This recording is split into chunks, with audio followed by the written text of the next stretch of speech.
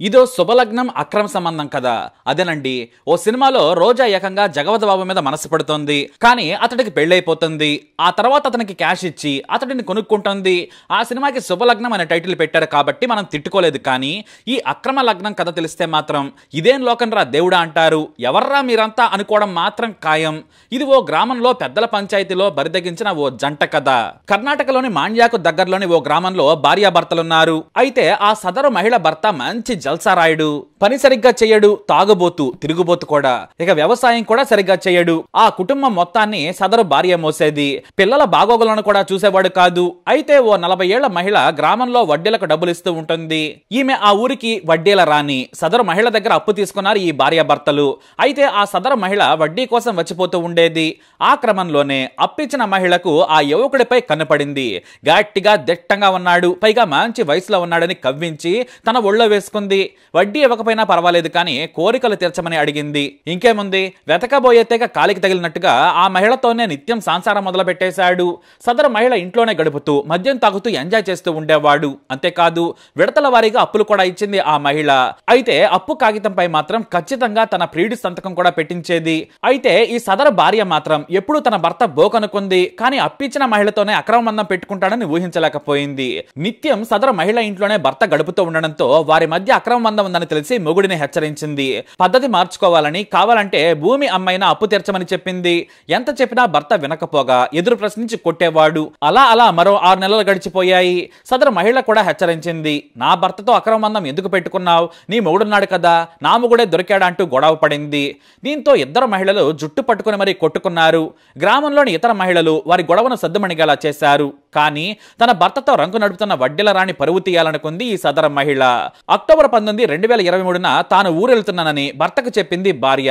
తన పిల్లలను కూడా తన పుట్టింటికి తీసుకెళ్లింది. కానీ వాస్తవానికి స్కెచ్ చేసింది. తన మొగుడు అతని లవర్ గలీజ్ పని చేస్తారని ఆమెకు తెలుసు. అందుకే సాయంత్రం 7 గంటలకు రహస్యంగా వచ్చింది. వెంటనే తన ఇంట్లోకి వెళ్లి చూడగా సదరు మహిళతో ఈ భర్త గారు ఎంజాయ్ చేస్తూ ఉన్నాడు. దీంతో బయట నుంచి గడియ పెట్టి చుట్టుపక్కల వారిని పిలిచి నానా రచ్చా చేసేసింది. అంతేకాదు గడియ తీయగానే చీకట్లోనే వడ్డీల రాణి కొంగు కవర్ చేసుకొని అక్కడి నుంచి చిన్నగా జారుకుంది. దీంతో ఆ వడ్డీల రాణి పరువంతా కూడా ఊళ్ళో పోయింది. కాబట్టి ఊరోళ్ళందరికీ కూడా తాను అప్పు తీర్చాలని అడిగేందుకే వెళ్లాలని చెప్పాలనుకుంది.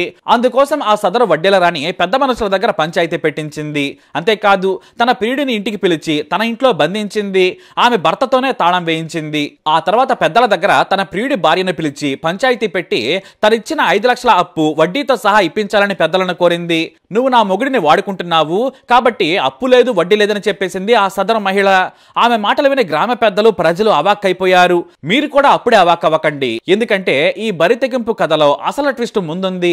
నేను నీ మొగుడిని వాడుకోవడం లేదు, అతనే వాడుకుంటున్నాడని ఇద్దరూ మళ్ళీ జుట్లు పట్టుకుని అక్కడే కొట్టుకున్నారు. చివరికి ఎంత కొట్టుకున్నా కూడా అప్పు తీర్చే విషయమే ఫైనల్ అవ్వాలి. కాబట్టి చివరకు అప్పు తీసుకున్న డబ్బులు ఇవ్వాలి, లేదంటే కనీసం వాయిదా అయినా అడగాలి. నువ్వే సంతకం పెట్టావని సదరు మహిళను ప్రశ్నించారు ఆ పెద్దలు. నేను సంతకం పెట్టాను సరే, మరి ఆమె చేసిన తప్పు సంగతి ఏంటని నిలదీశారు.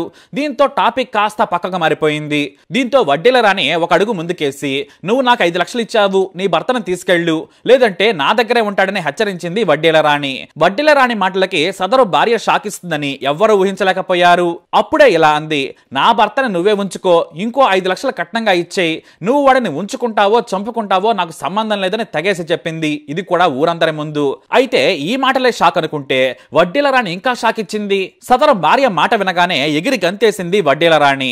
నాకు కూడా అదే కావాలి, నీకు 5 లక్షలు వచ్చే వారం లోపు ఇచ్చేస్తాను, ఈ మాట మీద నిలబడాలని హెచ్చరించింది. నాకు గాని 5 లక్షలు ఇస్తే నా మొగుడు నీ మొగుడు అవుతాడు, నాకు ఇష్టమే అంది. గ్రామ పెద్దలు వారి సమస్యను పరిష్కరిస్తారనుకుంటే వీళ్లే పరిష్కరించుకోవడం చూసి షాక్ అయిపోయారు. పరిష్కారం ఇంత చండాలంగా ఎప్పుడు చూడలేదని పెద్ద మనుషులంతా కూడా గుడ్లేసుకుని చూస్తూ ఉన్నారు. ఇక వడ్డీల రాణి ఏమాత్రం ఆలస్యం చేయకుండా వారంలో 5 లక్షలు ఇచ్చేస్తాను, ఇక నుంచి ఆమె మొగుడు నా దగ్గరే ఉంటాడని చెప్పి కాగితం మీద సంతకం పెట్టాలని కోరింది. ఇక అక్కడున్న పెద్దలు కూడా మీ ఇష్ట ప్రకారమే చేసుకోండి అన్నారు. అంటే భర్తని 5 లక్షలకు అమ్ముకుందన్నమాట. ఇంత చీప్ గా ఎందుకు అమ్ముకున్నావంటే నా మొగుడు ఒక వెధవ, నా ఇంట్లో కంటే ఆమె లవర్ ఇంట్లోనే ఎక్కువగా ఉంటున్నాడు, దానికి బోరు కొట్టగానే ఖచ్చితంగా వదిలేస్తోంది, నాకు 5 లక్షలు అప్పు పోగా మరో 5 లక్షలు వస్తాయి, అసలు ఏమీ లేక వాడిని మేపలేక చచ్చిపోతున్నానని చెప్పింది.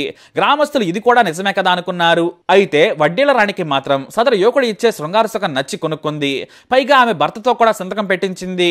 వడ్డీల వడ్డేళ్ల రాణి భర్త కూడా నీ ఇష్టమే నా ఇష్టం బంగారం అన్నాడు. ఇంకేముంది, ఇద్దరు మగాళ్లతో ఎంజాయ్ చేద్దాంలే అనుకుంది. ఇటు ఇంటి పని వ్యవసాయం పని చేస్తాడు పాత భర్త. ఇక కొత్త ప్రియుడిని ఇంట్లో ఉంచుకొని పాత మొగుడిని వ్యవసాయానికి పంపించేసేది. ఎంతైనా వడ్డేళ్ల రాణి దేశముద్రైపోయింది.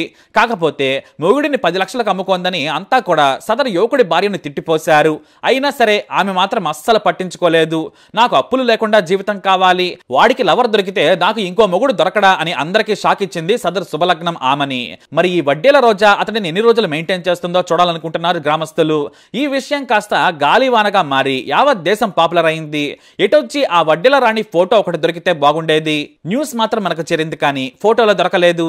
మరి ఈ స్టోరీ మీకు ఎలా అనిపించింది తప్పకుండా కమెంట్ ద్వారా తెలియజేయండి. వీడియోని లైక్ చేయండి, షేర్ చేయండి, మా ఛానల్ని సబ్స్క్రైబ్ చేసుకోండి.